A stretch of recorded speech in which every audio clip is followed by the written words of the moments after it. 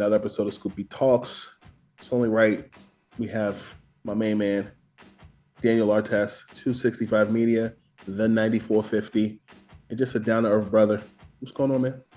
Man, not much, man. Thank you for having me. I really appreciate this, man. I feel like I made it again with you. We always connect every time, but now it's on the biggest stage, so I'm just glad to be here with you, brother. It's a celebration every time we link up, as Nicki Minaj would say. Yeah, definitely. Always something. We always, leveling up. So that's the thing right there. So of course, I'm proud of that. I'm proud of you. Tell me more about 265 Media and the 9450. All right. So 265 Media is the main podcast network where it's just all our basketball, our football content. I have a podcast with my son, Austin, called Everything Cookies and Me. My son Austin is 7 years old, so he loves podcasting. He watches me sometimes just to sit right here next to me and watch me do it. So he wanted to do a podcast, so we got that. We also got the 265 Media Hoop Show with myself and Lauren Sanders. And also we got the 265 Media Football Show, which is by Vince Saez, where he's talking about all NFL stuff and everything. And the 9450 is just strictly for the women's basketball. We have a podcast for every single WNBA team. We got a college podcast hosted by Kevin Lewis called Jump Ball and Study Hall. And then we also got another podcast called Beyond the 9450, which is with Shantae and Brittany. They talk about the business side of women's basketball. So if it's NIL deals, endorsements, anything like that, they basically got that side covered. And then obviously the grand show is Keeping It 9450, codename WBB.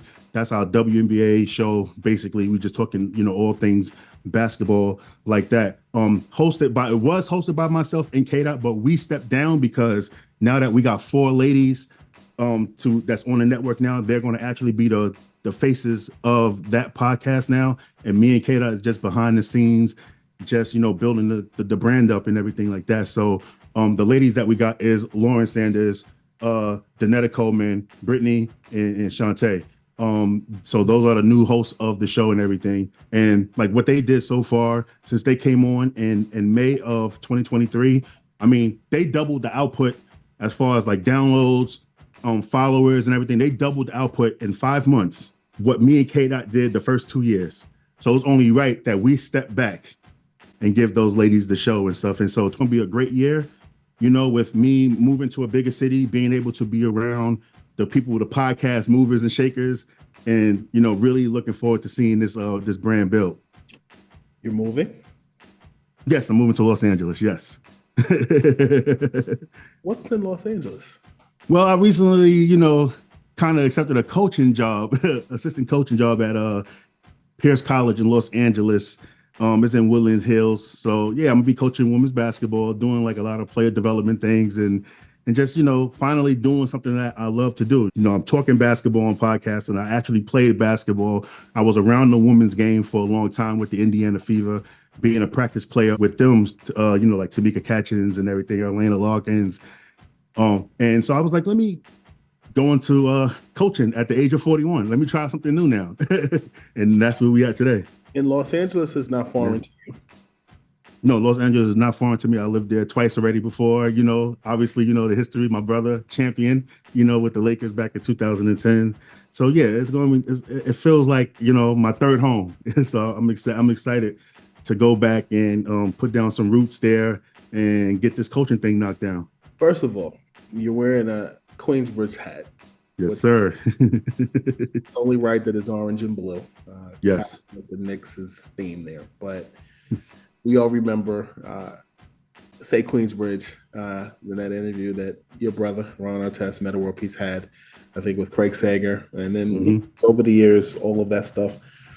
What were your interactions like with Kobe Bryant? Man, with Kobe, it was awesome. Kobe, it was more than basketball. Like, we were just acting about each other's families and stuff, and he'd give me advice. Like I'll tell you, my first interaction with Kobe was when I was actually trying out for the Los Angeles Lakers summer league team. Now, mind you, I was a Laker before Ron was. This was after the Houston thing, and I was in LA training for about like 3 weeks, and then I got the invite to go try out. And I didn't know Ron was a Laker until the last day I actually got cut. I got cut from the summer league team, and then Ron shows up and he's like, "I'm signing," and I was just like, "Oh, step, let me get dressed.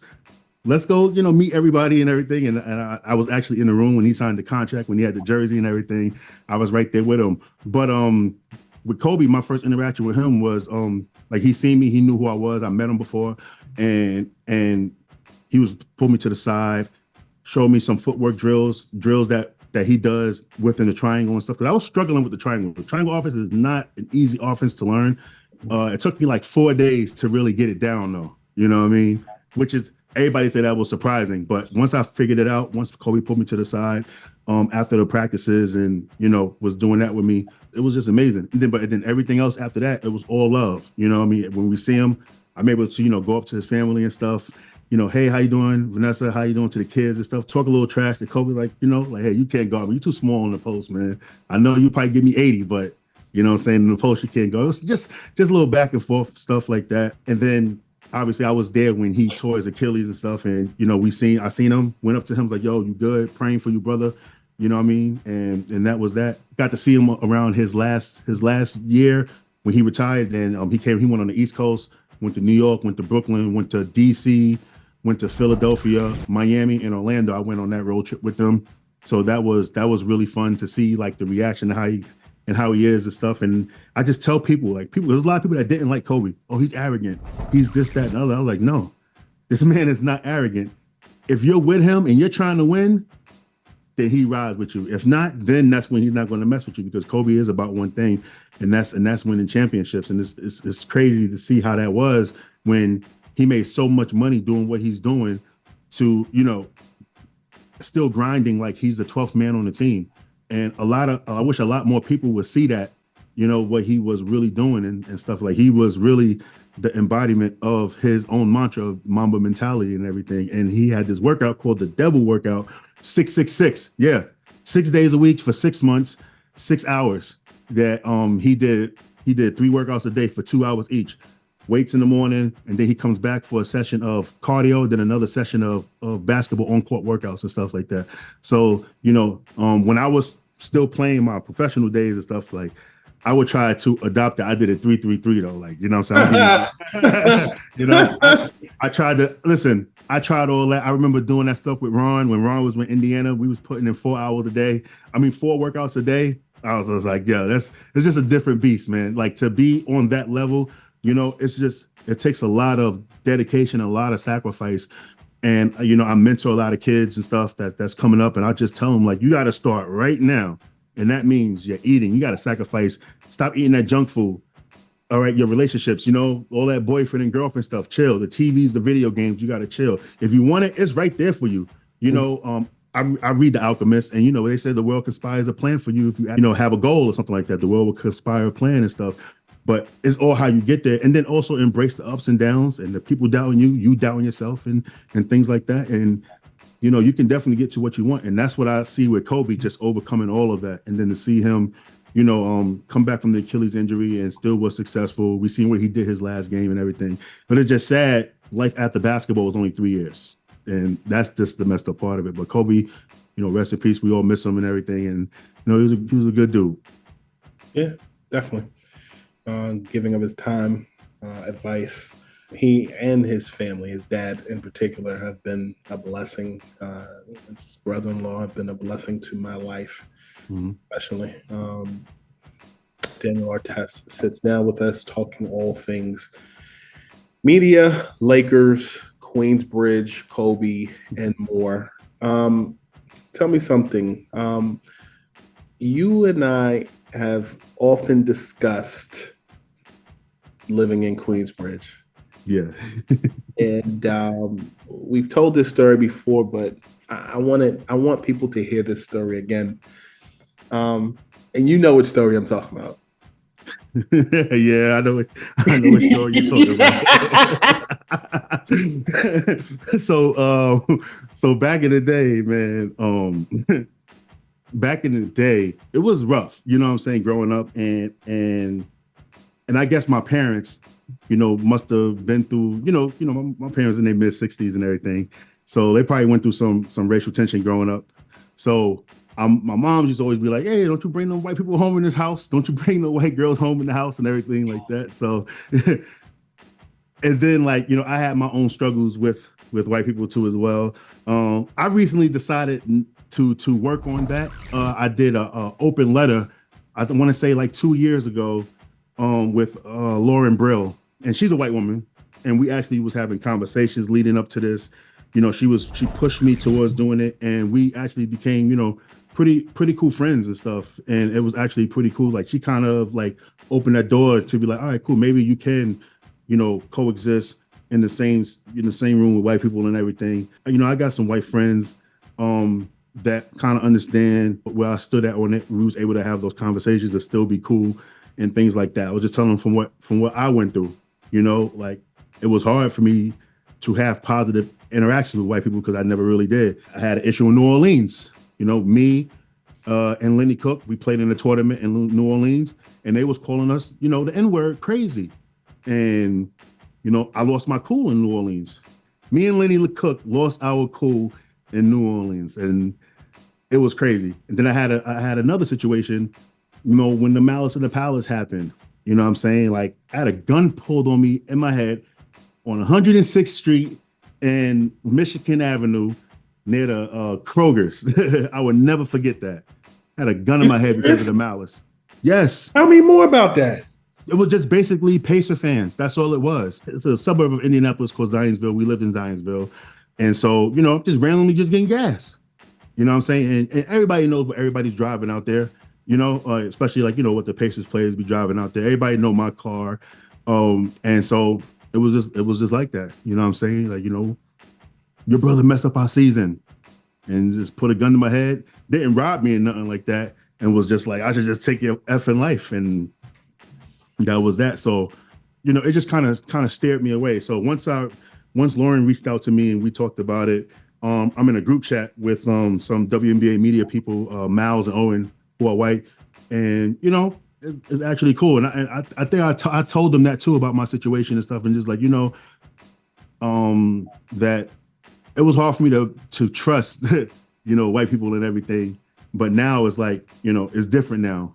That now I can be in the same space with them and not, really feel no real like animosity and everything like that. I mean, I'm still kind of leery and everything, but it's better that I'm in the same space and stuff. We got people that works for the network that's white and everything. You know what I'm saying? So it's time for me to really just like mature up and be like, maybe some people ain't bad like what it is and stuff. So because like, and I think I mentioned it in the open letter that at that time. I just felt like with white people and racism, it's like how we got cancer cells in our body and stuff. Cancer cells only come out, it could be anything. And I kind of feel like that when around with white people, then all of a sudden, somebody that you thought wasn't racist, just blurt something out that's crazy, and then here we go. And so that was like the trust issues that I had, all the way up until now. You know what I'm saying? But like these last couple of years, I really been like, all right, we're going to do it like this. We're going to do it like that and everything. So, I'm a work in progress, brother. So the unsealed.com is run by Lauren Bro.